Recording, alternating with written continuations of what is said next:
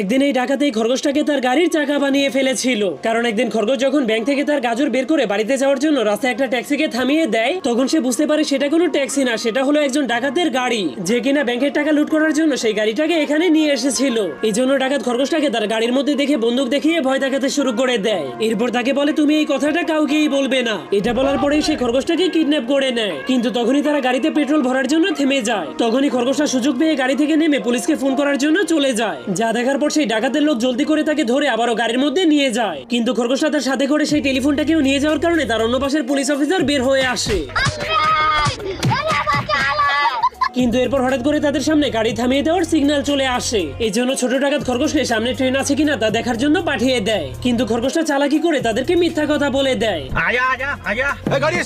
কিন্তু তখনই হঠাৎ করে একটা ট্রেন এসে তাদের এবং তাদের গাড়ির অবস্থা একদমই খারাপ করে দেয়। এই জন্য ডাকাতদের বস অনেক রেগে সেই খরগোশটাকে দিয়েই তাদের গাড়িটাকে ঠিক করায়।